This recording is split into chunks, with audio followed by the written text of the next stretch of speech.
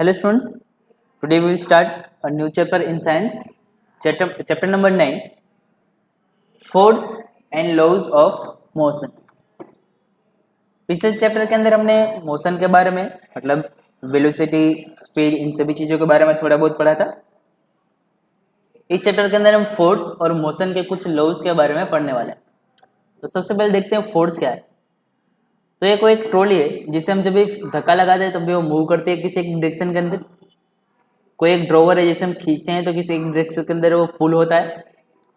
किसी hockey stick पे किसी बॉल पे मारते वक्त वो बॉल किसी एक डायरेक्शन के अंदर आगे बढ़ता है। तो ये सभी एग्जांपल है, उससे हम बोलते हैं फोर्स। उसके ऊपर हमने फोर्स लगाया, इस ट्रॉली के ऊपर हमने फोर्स लगाया, इस ड्रॉवर के ऊपर हमने फोर्स लगाया, इस बॉल के ऊपर हमने फोर्स लगाया। तो फोर्स के कारण ये सारी चीजें है मोशन, इनके मोशन के अंदर चेंज हुई। कुछ चीजें खड़ी थी उसके अंदर से वो स्पीड के अंदर आगे मूव करने लगी, एक जगह से दूसरी जगह मूव हुई। दूसरा एग्जांपल, इसके अंदर एक स्प्रिंग है जिसको हम दोनों तरफ खींचते हैं, फोर्स लगाते हैं। एक बॉल है उसके ऊपर फोर्स लगा के उसका शेप चेंज कर देते हैं।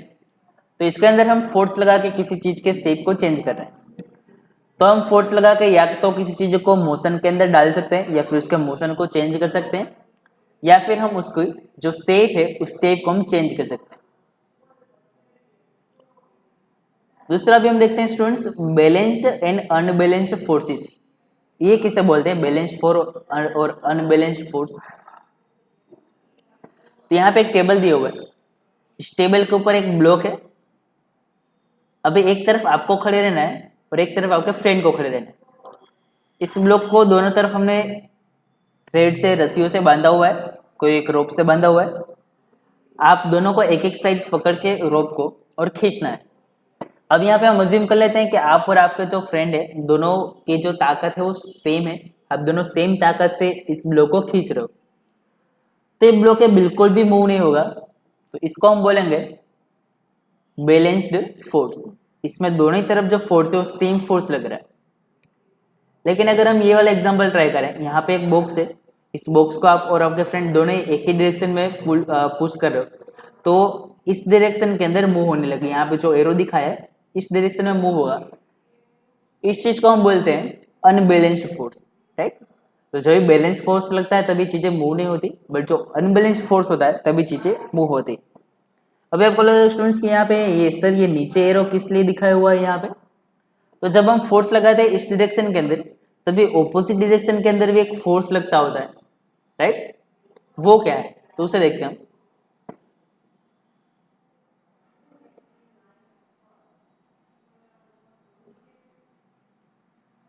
तो इस फोर्स को हम बोलते हैं फ्रिक्शन, राइट।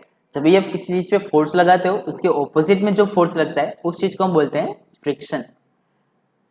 तो जैसे ही आप मूव करोगे बॉक्स को इस डायरेक्शन में, वैसे ही आपको ऑपोजिट डायरेक्शन में फोर्स लगा, जिसे हम फ्रिक्शन बोलते हैं। फ्रिक्शन के और एग्जांपल्स क्या क्या हो सकते हैं, तो जब भी हम साइकिल, बाइक वगैरह चलाते हैं तो जो टायर्स हैं वो जमीन के साथ फ्रिक्शन फोर्स उस पर लगता है। जब हम चलते हैं तो हमारे बूट, शूज, जो हमारे चप्पल्स, वो सभी जमीन के साथ फ्रिक्शन होते हैं। हम जब किसी पेंसिल से किसी बुक के अंदर लिखते हैं तो हमारे पेंसिल और बुक के पेजेस के बीच में भी फ्रिक्शन लगता है, राइट। उसी वजह से हम लिख पाते हैं। नेक्स्ट स्टूडेंट हम देखते हैं अब फर्स्ट लॉ ऑफ मोशन।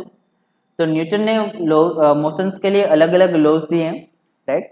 इसमें से सबसे पहले हम फर्स्ट लॉ ऑफ मोशन पढ़ते हैं। तो सबसे पहले गैलीलियो नाम के एक साइंटिस्ट ने एक एक्सपेरिमेंट किया। यहाँ पे एक ब्लॉक है जिसके ऊपर इस तरह का शेप है, मतलब चीज ऊपर से नीचे गिरे इस तरह। यहाँ पे हमने ऊपर एक मार्बल रखा है, उस मार्बल को हम छोड़ दें तो धीरे धीरे मार्बल की स्पीड बढ़ती जाएगी, बढ़ती जाएगी, बढ़ती जाएगी, और जैसे नीचे पहुंचोगे तब तक उसकी स्पीड सबसे ज्यादा हो जाएगी। लेकिन अगर हम उल्टा करें, इस मार्बल को हमें नीचे से ऊपर पहुंचाना है तो नीचे से हम मार्बल को फेंक रहे हैं, तो जब भी मार्बल नीचे होगी तभी उसकी स्पीड ज्यादा होगी। जैसे जैसे वो ऊपर पहुंचता जाएगा मार्बल, उसकी स्पीड है वो कम होती चली जाएगी। तो ये जो रीजन है इसके लिए रीजन है ग्रेविटी, राइट। इसके बारे में हम नेक्स्ट चैप्टर के अंदर डिटेल में पढ़ेंगे। बट साथ में मैंने जब आपको फ्री फॉल पढ़ाया था तब समझाया था, तभी मैंने आपको पढ़ाया था कि ग्रेविटेशनल फोर्स होता है जो 9.8 मीटर पर सेकेंड स्क्वायर जितना होता है, बट डिटेल के अंदर हम नेक्स्ट चैप्टर के अंदर इसके बारे में पढ़ेंगे। तो ये एक्सपेरिमेंट के बाद न्यूटन ने इसको फर्दर स्टडी किया, इसको अच्छे से समझा, और फिर मोशंस के बारे में अच्छी तरह स्टडी करने के बाद मोशन की पूरी जो चीजें हैं उसको 3 लॉज के अंदर न्यूटन ने हमें समझाया। फर्स्ट लॉ कुछ इस तरह का है, जो लॉज हैं उनके लाइन्स हमें एकदम same to same as it is याद रखने हैं, राइट। तो ये first law, an object remains in a state of rest or of uniform motion in a straight line unless compelled to change that state by an applied force। इसका meaning क्या है कि अगर कोई ऑब्जेक्ट है वो रिमेन्स स्टेट ऑफ रेस्ट, अगर कोई चीज है वो ऐसे ही पड़ी हुई है कहीं पे स्थिर रेस्ट, तो उसके अंदर कोई चेंज होगा नहीं। मान लो कि आपके घर में कोई चेयर पड़ी हुई है तो उसको रेस्ट बोलेंगे हम, रेस्ट पोजीशन में, तो अपने आप वो वहां से मूव होके चलने लगेगी नहीं, राइट। दूसरा लिखा है कि अगर वो कोई यूनिफॉर्म मोशन के अंदर है, यूनिफॉर्म मोशन मतलब जिसकी स्पीड चेंज ना होती हो वैसे मोशन में, तो वो हमेशा उसी के अंदर रहेगा, राइट। मान लो कि कोई एक बॉल है, उसका बॉल को फेंक रहे हो, मान लो कि for example 10 metre per second की स्पीड पे, तो हमेशा के लिए वो बॉल है वो 10 मीटर पर सेकंड की स्पीड पे चलता ही रहेगा, कभी भी जिंदगी में वो स्टॉप नहीं होगा। ऐसा सेकंड लॉ, फर्स्ट लॉ के अंदर हमें न्यूटन ने बताया हुआ है। पर आप बोले सर ऐसा थोड़ी होता है, बॉल तो फेंकने के बाद तो स्टॉप होता है ना अपने आप। तो स्टूडेंट आगे लॉ के अंदर है कि unless compelled to change a state by an applied force, जब तक उसे बाहर से कोई फोर्स अप्लाई ना किया जाए तब तक उसके अंदर चेंज होगा नहीं। मतलब अगर आपने बॉल को फेंक दिया या फिर चेयर अगर स्ट्रेट पड़ी है तो हमेशा वैसे के वैसे रहेंगे, उसमें चेंज नहीं होगा जब तक आप बाहर से फोर्स नहीं लगाते। अगर आप चेयर को बाहर से धक्का मारोगे तो ऑब्वियसली चेयर अपनी जगह से मूव होगी, बॉल भी अपने आप धीरे धीरे करके स्टॉप होगा, बिकॉज जो ग्रेविटेशनल फोर्स है वो उस पर अप्लाई होगा, साथ में जो थोड़ा सा फ्रिक्शन फोर्स है वो होता है, इस वजह से बॉल अपने आप स्टॉप होता है। अदरवाइज बॉल जो है कभी भी स्टॉप नहीं होता, हमेशा वो मूव होते रहता है। तो ये हमने सीखा फर्स्ट लॉ ऑफ मोशन के अंदर।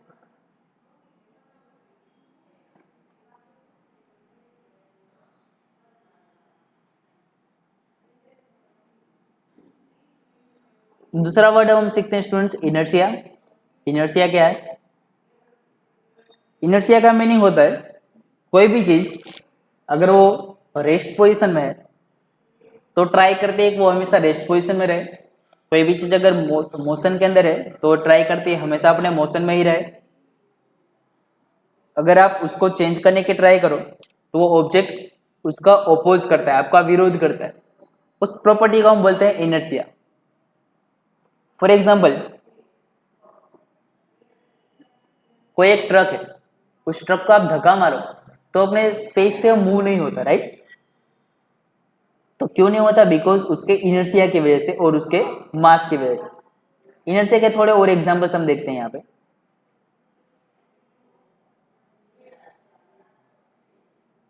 अगर आप किसी एक मोटर कार के अंदर हो, राइट, या फिर किसी एक बस के अंदर हो, तो वहां पे हमें इनर्शिया के एग्जांपल्स दिखते हैं। फॉर एग्जाम्पल अगर आप एक कार के अंदर हो, कार बहुत ही स्पीड से मूव हो रही है और अचानक उसमें अगर ब्रेक अप्लाई होती है तो आप अपने आप अपनी जगह से थोड़ा सा आगे की तरफ आ जाते, राइट। बिकॉज आपका जो बॉडी था वो अभी मोशन के अंदर था, जो बाइक कार या बाइक चल रही तब, राइट। बट जैसे ही ब्रेक अप्लाई हो आपके बॉडी ट्राई करती है कि वो मोशन में रहे, इसलिए ब्रेक को अपोज करने के लिए अपने आप वो थोड़ी सी आगे बढ़ती है। इस प्रॉपर्टी को हम बोलते हैं, ये होता है इनर्शिया की वजह से, right. It is because of inertia. अगर आप बस के अंदर जा रहे हो, राइट, और अचानक से आप बस में खड़े और बस अचानक से स्टार्ट होती है तो आप अपने आप थोड़े से पीछे की तरफ बेंड हो जाते हो। तभी आपकी बॉडी ट्राई करती है, आप पहले खड़े थे, मोशन में नहीं थे, रेस्ट पोजीशन में थे, तो आपकी बॉडी ट्राई करती है कि वो रेस्ट पोजीशन में ही रहे, इस वजह से वो थोड़ा पीछे की तरफ आने के लिए ट्राई करती है। इसी तरह से जब मोटर कार कोई एक टर्न लेती है तभी भी हमारी बॉडी थोड़ा सा किसी एक साइड पे थोड़ा सा बेंड हो जाती है, राइट। तो ये सारे एग्जांपल्स है वो इनर्शिया के एग्जांपल्स हैं। यहाँ पे कुछ एक्टिविटीज भी दी हुई है, उन्हें भी रीड कर लेना आप लोग, उसके अंदर भी इनर्शिया के एग्जांपल्स दिए हुए हैं। तभी इनर्शिया और मास इन दोनों का क्या एक दूसरे से क्या कनेक्शन है? तो कोई भी चीज का इनर्शिया जितना ज्यादा होगा वो किस पे डिपेंड करता है? उसके मास। जिस चीज का मास ज्यादा होगा उस चीज का इनर्शिया उतना ही ज्यादा होगा। अगर हम बात करें किसी ट्रक और बाइसिकल की, तो बाइसिकल से कंपेयर में ट्रक का जो मास है मतलब उसका वेट है बहुत ही ज्यादा होगा, राइट। मास और वेट दोनों सेम वर्ड नहीं है, अलग अलग वर्ड से। हम आगे के चैप्टर में मतलब चैप्टर 9 के अंदर उसके बारे में चैप्टर 10 के अंदर उसके बारे में पढ़ेंगे कि मास और वेट दोनों अलग अलग वर्ड, राइट। बट अभी के लिए चलो, अगर आप उसे सेम समझते हो तो भी कोई ज्यादा बड़ा फर्क नहीं पड़ता, बट तभी हम इसके बारे में पढ़ेंगे। तो किसी भी चीज का जितना मास ज्यादा होगा उतना ही उसका इनर्शिया ज्यादा होगा। मतलब अगर आप एक ट्रक को धक्का मारोगे तो ऑब्वियसली वो मूव नहीं होगा, बिकॉज उसका मास ज्यादा है, उसका इनर्शिया बहुत ज्यादा होगा, वो अपने ही स्पेस पे रहने की ट्राई करेगा। लेकिन अगर सेम उतना ही फोर्स अगर आप साइकिल पे लगाओगे, साइकिल अपने आप आराम से मूव होगी, राइट। बिकॉज उसका वेट कम है, उसका मास कम है, इसलिए वो इनर्शिया भी कम अप्लाई करेगा। अभी हम पढ़ते हैं students second law of motion. तो सेकेंड लॉ ऑफ मोशन के लाइंस कुछ इस तरह से हैं।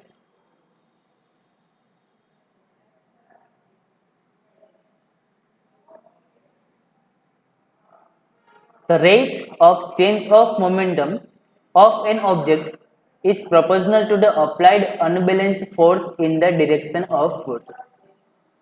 किसी भी चीज पे फोर्स कितना लगा है वो हम किस तरह से देख सकते हैं? तो rate of change of momentum. तो पहले तो हम मोमेंटम क्या है ये पढ़ते हैं। तो मोमेंटम का फॉर्मूला है मास इनटू वेलोसिटी। मास और वेलोसिटी का मल्टीप्लिकेशन करके आप किसी भी चीज का मोमेंटम फाइंड कर सकते हो। कि जिस चीज की मास ज्यादा और वेलोसिटी ज्यादा, उस चीज की मोमेंटम उतनी ही ज्यादा होगी। मतलब अगर कोई चीज है वो बहुत ज्यादा भारी है और बहुत ही स्पीड से आपकी तरफ आ रही है तो आपको उससे ज्यादा चोट लगेगी। अगर उसकी वेट भले ही ज्यादा है बट अगर स्पीड कम है तो आपको उससे चोट कम लगेगी। अगर उसका वेट कम है बट स्पीड ज्यादा है तो भी आपको चोट ज्यादा लगेगी, राइट। तो मास और उसका वेलोसिटी दोनों ही चीज मोमेंटम में कैलकुलेट होता है। तो momentum is equal to mass into velocity. आगे लिखा था चेंज ऑफ मोमेंटम, मतलब मोमेंटम में कितना चेंज हुआ वो हमें देखना है। मतलब पहले कितना था अभी कितना है, दोनों को माइनस करना होगा। और फिर आगे लिखा है रेट, इसका रेट मतलब आपको इसको डिवाइड करना है टाइम के साथ। इस तरह से हम किसी भी चीज का कितना उस पर फोर्स लगा उसको मेजर कर सकते हैं। So it is rate of change of momentum. Momentum का रेट है वो कितना चेंज होता है, इसके ऊपर से हम किसी भी चीज पे कितना फोर्स अप्लाई हुआ है इसको हम मेजर कर सकते हैं।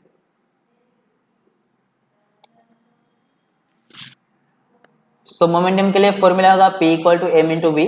मोमेंटम को P से डिनोट करते हैं, मास को m और वेलोसिटी को v से। इसके लिए जो यूनिट है वो होगा किलोग्राम मीटर प्रति सेकंड। मास के लिए फॉर्मूला उसका, मास के लिए जो यूनिट है वो होगा किलोग्राम, और वेलोसिटी के जो यूनिट है वो होगा मीटर पर सेकंड।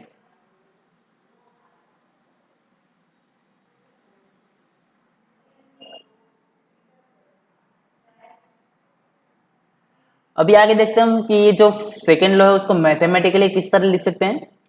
तो इसके अंदर था कि चेंज ऑफ मोमेंटम। तो पहले तो मोमेंटम को हम P1 और P2 इस तरह नाम देंगे। एक मोमेंटम है वो फाइनल और एक मोमेंटम है इनिशियल। इनिशियल मोमेंटम मतलब P1 मतलब जो स्टार्टिंग में था।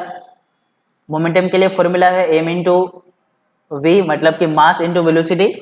इनिशियल वेलोसिटी हम लेते हैं u और फाइनल वेलोसिटी हम लेते हैं v, इसलिए एक जगह हमने u लिखा है एक जगह v लिखा है। मास दोनों में m सेम है, बिकॉज कोई चीज है जिसको हम चेक करें उसके अंदर मास जो भी होगा वो तो सेम ही रहेगा, वो चेंज नहीं होगा, इसलिए दोनों के अंदर m हमने सेम लिया। उसके अंदर चेंज कितना हुआ वो फाइंड करना है। तो दोनों को माइनस करना पड़ेगा, P2 minus P1, MB minus MU, दोनों में से m कॉमन, इसलिए बचेगा ब्रैकेट में v माइनस u। अभी आपको इसका रेट चाहिए, मतलब आपको टाइम के साथ इसको डिवाइड करना पड़ेगा, इसलिए डिवाइड बाय हमने कर दिया टाइम। तो इससे आपको मिलेगा force. So force is proportional to m into v minus u divide by t। यहाँ पे बीच में जो ये साइन है इसको हम बोलते हैं प्रोपोर्शनल की साइन। जब ये प्रोपोर्शनल की साइन हटानी होती है स्टूडेंट्स, तो हमें यहाँ हटा के इक्वल टू करने के लिए हमें बीच में एक कोई कांस्टेंट रखना पड़ता है, और यहाँ पे हमने कांस्टेंट रखा हुआ है k, राइट। यहाँ पे हमारा k जो है वो एक कांस्टेंट होगा। v minus you upon T अगर करें तो ये आपको याद होगा चैप्टर 8 के अंदर कि v minus you divide by T, इसको हम बोलते हैं एक्सेलरेशन, इसलिए उसकी जगह हम a लिखेंगे, m का m एज इट इज और k का k भी as it is. So f equal to k m a, but यहाँ पे k की जो वैल्यू होगी वो हमारी होगी 1, इसलिए k निकल जाएगा। सो फॉर्मूला बचेगा f equal to M A. तो फोर्स के लिए फॉर्मूला होगा एम ए, मतलब कि मा, आप ऐसा याद रख सकते हो। Okay, f equal to M A. इसके लिए यूनिट होगा kilogram metre per second square, right. और दूसरा यूनिट है न्यूटन, न्यूटन को हम सिंबल n से भी बता सकते हैं।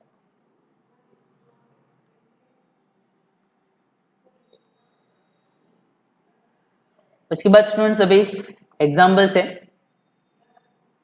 इन्हीं फॉर्मूलाज के ऊपर से, राइट। तो ये यही जो फॉर्मूला है इसके अंदर बस हमें सिर्फ वैल्यूज पुट करनी है जो हमें क्वेश्चन के अंदर दी हुई है, और आराम से हम फोर्स कैलकुलेट कर सकते हैं, राइट। तो ये एग्जाम्पल्स आपको ट्राई करने हैं, एग्जाम्पल 1 से 5, राइट। तो ये 1 से 5 एग्जाम्पल्स है वो आपको ट्राई करने हैं। लेक्चर के अंदर हम इसके बाद थर्ड लॉ ऑफ मोशन है वहां से कंटिन्यू करेंगे, राइट। 1 से 5 एग्जाम्पल्स है वो आपको एक बार अपने बुक के अंदर लिखने हैं और सारे ट्राई करने हैं, राइट। ये फॉर्मूलाज है वो सारे फॉर्मूलाज याद रख लेने हैं, सारे यूनिट्स हमें याद रख लेने हैं, ये सारे क्वेश्चन है वो इम्पोर्टेंट है, राइट। फिर बाद में हम मिलेंगे नेक्स्ट लेक्चर के अंदर आगे के टॉपिक के साथ।